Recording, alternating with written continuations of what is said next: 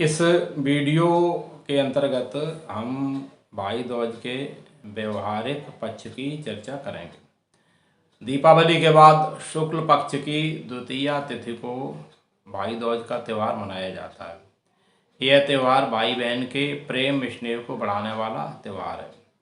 अनेकों परिवारों में भाई व्यस्तता के कारण अपने पुत्र पुत्रियों पौत्र पौत्रियों के मोह में फंस जाने के कारण, लापरवाही के कारण या अन्य किसी कारण अपनी उस विवाहित बहन की उपेक्षा करने लगते हैं जो उसके ही माता पिता की संतान है, जिसका उससे खून का रिश्ता है। रक्षाबंधन के दिन तो बहनें वर्ष में भाई के घर पर आ जाती हैं। भाई को भी चाहिए कि वह भी बहन के घर वर्ष में कम से कम एक बार अवश्य जाए और देखें कि हमारी बहन सुख में है कि दुख में। उसका पति, उसके सास ससुर, जेठ जेठानी, देवर देवरानी, ननद आदि उसको परेशान तो नहीं करते। यह जानने के लिए संभव हो तो एक दिन भर बहन के घर पर रहें।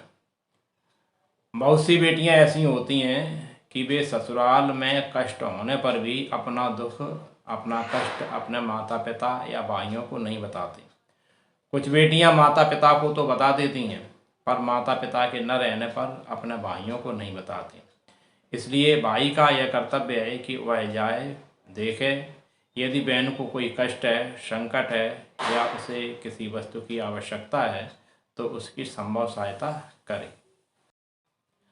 यदि उसे लगे कि परिवारीजन बहन को मानसिक रूप से प्रताड़ित कर रहे हैं तो वह उनको समझाए। जरूरत समझे तो अन्य वरिष्ठजनों व माता पिता का सहयोग लें। कभी कभी ऐसा भी होता है कि बहन की आर्थिक स्थिति अच्छी न रहने के कारण, आकस्मिक दुर्घटना के कारण, बीमारी के कारण, शादी के कारण आकस्मिक खर्चा आ जाता है। ऐसी स्थिति में भाई का कर्तव्य है कि वह बहन की संभव सहायता करे। यदि आर्थिक मदद करने में असमर्थ है तो शरीर से सहायता करे, उसे मानसिक संबल प्रदान करे। इस प्रकार भाई बहन के यहाँ वर्ष में एक बार अवश्य आते जाते रहें। आवश्यकता पड़ने पर संभव सहायता करते रहें। इसीलिए समाज के शुभ चिंतकों ने एक दिन निर्धारित किया जिसको हम भाई दूज के नाम से जानते हैं। भाई दूज के संबंध में कथा कोई भी हो सकती है, पर उसका सकारात्मक व व्यवहारिक पक्ष यही है कि हम भाई बहन एक दूसरे की जानकारी रखें, ज़रूरत पड़ने पर एक दूसरे का सहयोग करें। माता पिता के न रहने पर भाई बहन की उपेक्षा न करें। यदि विवाहित बहन की आर्थिक स्थिति अच्छी है और भाई के ऊपर कोई आर्थिक संकट आता है तो बहन को चाहिए कि वह भाई की संभव सहायता करे। जिन बेटियों के भाई नहीं हैं वे अपने परिवार के, रिश्तेदार के या मित्र के परिवार के किसी बेटे को अपना भाई माने। रक्षाबंधन के अवसर पर उसको राखी बांधें और भाई दूज के पर्व पर उसको अपने घर पर आमंत्रित करें, तिलक करें, मिठाई खिलाएं।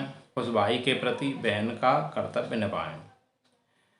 जिन भाइयों के बहन नहीं है उनको चाहिए कि वह अपने परिवार के, रिश्तेदार के या किसी मित्र के परिवार के किसी बेटी को अपनी बहन माने।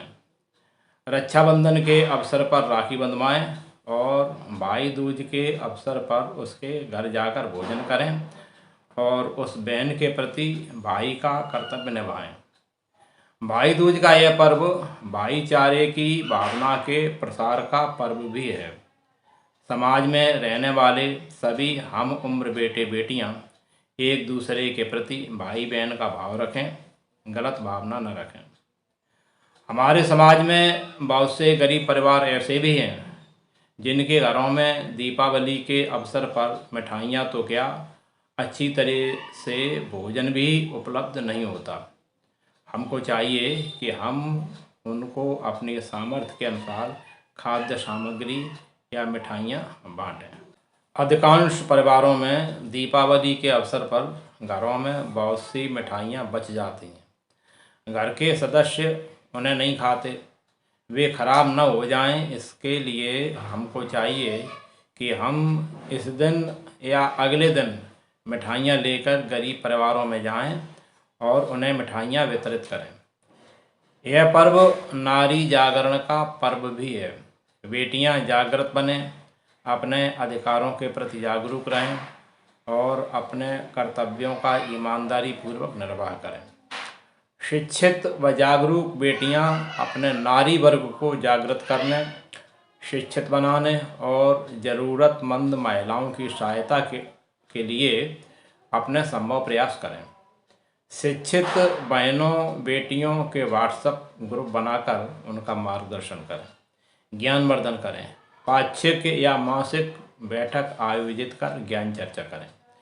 ज्ञान चर्चा में क्या क्या विषय हो सकते हैं, जैसे नारी शिक्षा को बढ़ावा, अंधविश्वास, मूढ़ मान्यताएँ व कुरीतियों से हानियाँ व उनका उन्मूलन, नारी रोग संबंधित भ्रांतियाँ, रोगों से बचाव और उनके घरेलू उपचार, नारी के स्वावलंबन हेतु मार्गदर्शन, पाक कला की जानकारी, जंक फूड, फास्ट फूड, मद्यपान, धूम्रपान से होने वाले नुकसान, श्रेष्ठ संतान के निर्माण हेतु मार्गदर्शन, गृह सज्जा, सिलाई कढ़ाई बुनाई जानकारी,